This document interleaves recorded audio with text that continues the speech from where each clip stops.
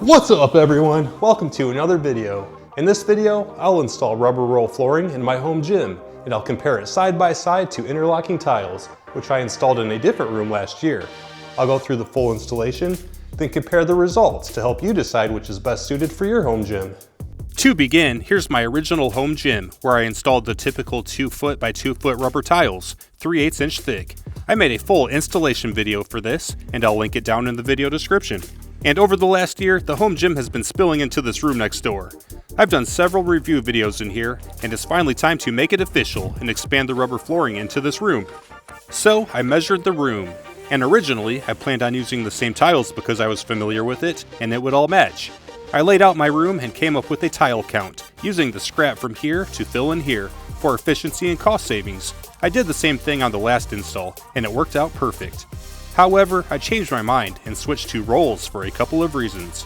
One was ease of installation. Tiles were perfect for this room because there were lots of odd corners, and just dealing with 2 feet of rubber at a time and cutting around obstacles as I went was easy.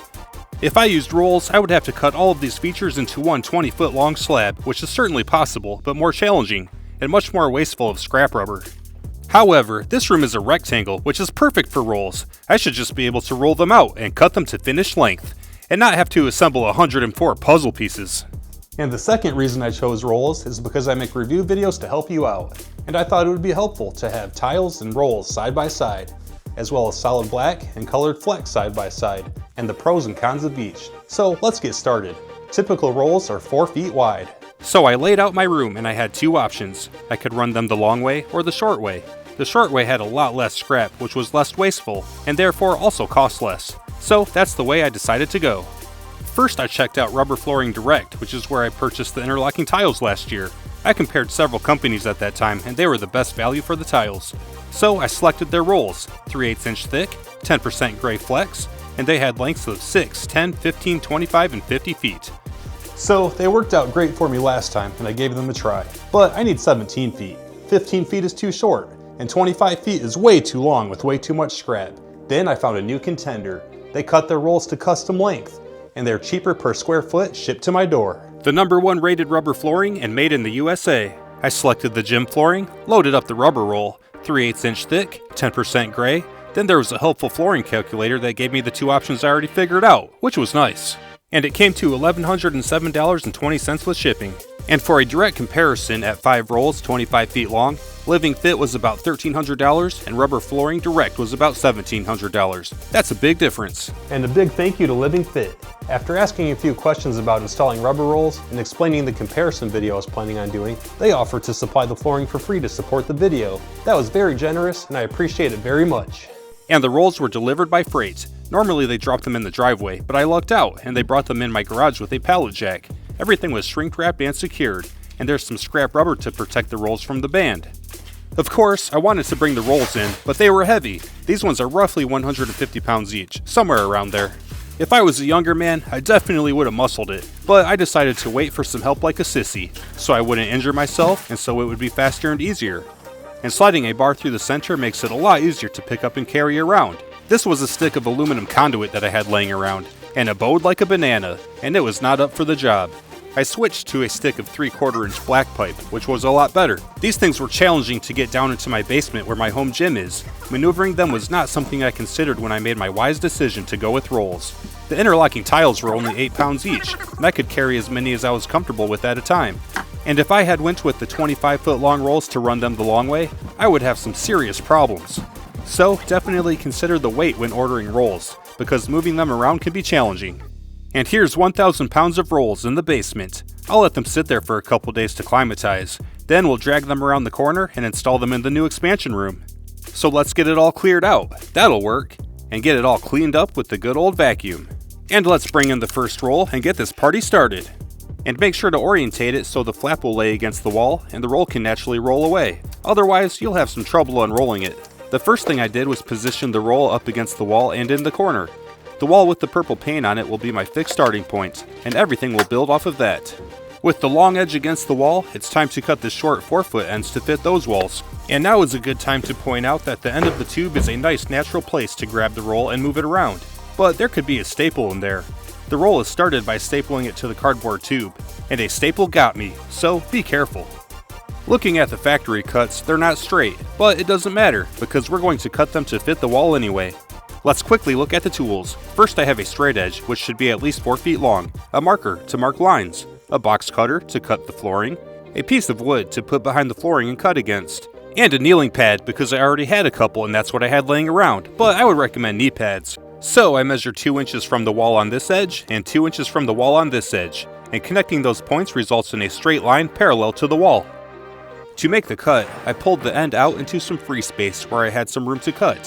I slid the wood underneath so I'm not running the blade into concrete, lined up the straight edge, and cut against it. It cut through pretty easy in 1 or 2 passes. A longer piece of wood would be better so I wouldn't have to keep moving it and lining things back up, but this is what I had laying around. And now it's time to bring it back into the corner and push it up against the wall. To do this, I pulled some slack in it, and over pulled it just a little bit. Then slowly and carefully pulled it backwards until it slipped into place. On the other end, I made a rough cut to get the extra roll out of there, leaving a couple inches of overlap. Then I measured 3 inches away from the wall on this edge, and 3 inches away from the wall on the other edge. I transferred the line around to the back side, and measured 3 inches forward, which will be the wall. Same on the other side, transferred around, marked 3 inches forward, which is the wall. Connect the dots, and that's the wall. Again, I dragged it out where I had more room to cut it. Nice and straight, looking good. And when I dropped it back into place, it fit like a glove. Perfect! So here's the first row in place. It was easy to cut, fits great, and it's laying nice and flat. I was thinking it would be a super easy install, but there is an obstacle that pops up soon. But for now, rinse and repeat. I installed row number 2 and row number 3, and everything was going fast and smooth and easy. Now, let's stop for a moment. At this point, I noticed some curling along all of the edges. I was hoping they would be heavy enough to lay down flat and stay in place, and I could just ram through this and be good to go. And since I make review videos, I gave that a try. I also tested flipping the mats over so the curling would face down, which pretty much took care of the problem. Now there's a little bit of cupping, but that should flatten itself out over time. And the seam looks pretty good. I could personally live with this and be happy with it. But I already cut the mat to fit my room, and the walls are not perfectly square and parallel. There's an uneven gap, so I flipped it back over to fit. I also laid some weight plates on the seams for 2 days to see if they would lay flat, and I think it helped a little, but it did not solve the issue. There are still some edges curling after 2 days with the weight plates. 2-sided tape is not always needed, but is recommended for installing rubber rolls. The rubber should eventually relax and lay flat, but regardless, in my personal limited experience and opinion, tape is what's going to hold the seams tight. I packed these seams together really good a week ago, and although it mostly looks good, there are some small gaps. So if you're a perfectionist, this may not fly. And combined with the edge curling, let's install some 2-sided tape so you can see both options in this video, without tape and with tape. And here's the tape, which I got from LivingFit. It gets installed along the outer edges to hold them down, and centered along the seams to lock them in place. And even though I already vacuumed really well, I also wiped down where the tape will go for good measure. And yes, I did put down another roll. I just wanted to throw that out there so you don't think you're losing your mind. And I'll start with taping the anchor roll back here and work my way forward. So I started with pulling away the back edge that locates against the wall. Then I got the 2-sided tape started and ran it all the way across the floor along the back wall and finished it off. Push it down really good so it's securely stuck to the floor. Then peel off all the backing to expose the sticky side that faces up. And next was the hardest part of this whole tape job for me, laying down that long edge up against the wall on top of the tape. It didn't lay down exactly where I originally had it. It's tight with no gap on this end, and there's a small gap on the other end, but it's down and it is what it is.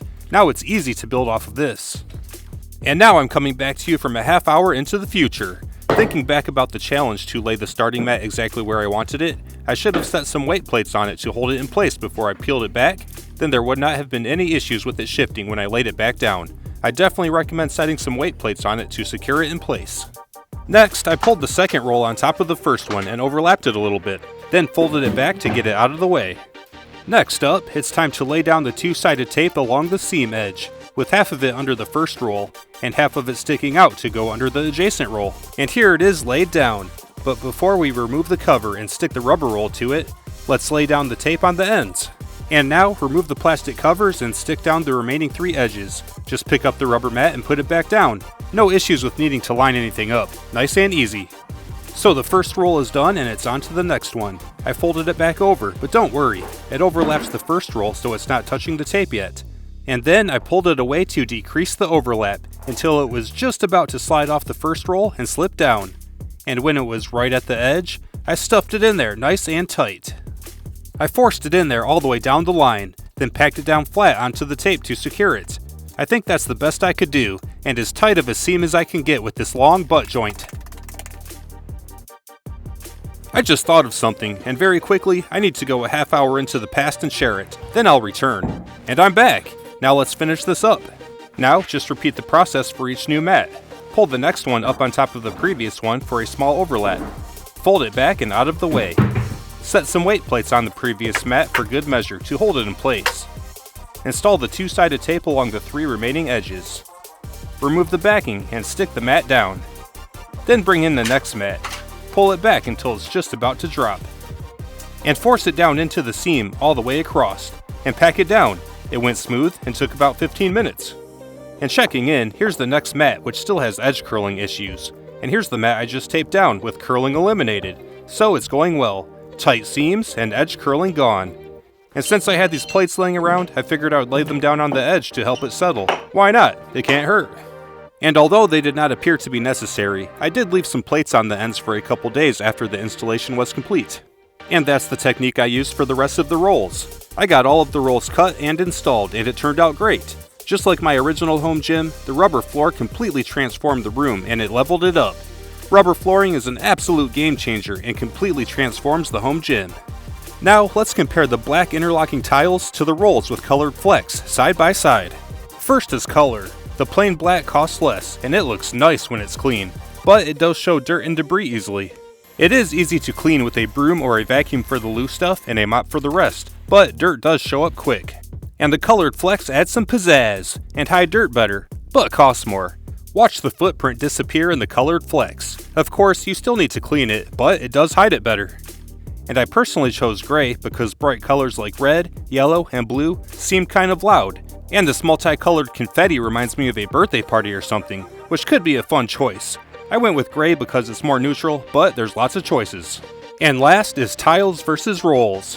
First is the weight. The rolls can be heavy, 100 or 200 pounds, and challenging to handle and move around. And the interlocking tiles are only 8 pounds each, and a lot more manageable to move around. Next is seams. It takes some skill and effort getting the long seams tight with no gaps between the rolls, and it may require some two-sided tape. Tight seams are easy and guaranteed with interlocking tiles because of the interlocking tabs, and there's no tape required. Cutting long edges to fit also takes some extra care with the rolls. This was all one long continuous cut, 17 feet long to fit the wall. With the interlocking tiles, you're only dealing with 2 feet at a time, which can make it easier to cut around complicated corners and features as you go, instead of having to plan it all out in one cut. And if you make a mistake, it's just one tile, and you may be able to use it somewhere else. Whereas, if you make a mistake on a roll, you might have ruined the whole thing and be out of luck. And then there was the process of taping the perimeter of all of the rolls down, which I personally did because of edge curling. This took a lot of effort, and it also presents a challenge if I ever need to take these rolls up and put them back down. And there's no need to tape tiles down, it's not necessary, and I did have to pull them all up and put them back down last year when I got water in the basement, which was not awesome and I don't recommend it. And for the overall look, the tiles have this grid of all these seams. They're visible up close and they do fade as you get farther away, and I suspect colored flecks would help hide them even more. But the end result of the rolls is clean. There are parallel seams at 4-foot intervals, so there are a lot less seams, and if you pack them tight, they're invisible at most angles. It looks great in this big open space, and it was worth the extra effort. So they both have advantages and disadvantages. The interlocking tiles are best suited for smaller rooms, or rooms with complicated corners and cuts. And the rubber rolls are best suited for big open rooms like this, and result in minimal seams. I'm really happy with how this room turned out, but I would not be opposed to the interlocking tiles if that's what was best suited for my installation skills, and I wouldn't have to deal with that tape. And that gets us to the end. The rubber flooring absolutely leveled up this room, just like it did for my other room last year. And now I have some decisions to make and some rearranging to do. Anyways, as always, I hope you found this helpful or entertaining. Thanks again to LivingFit.com. Check them out in the video description. Subscribe for more how-to and review videos. Have a great day, and I'll see you in the next video.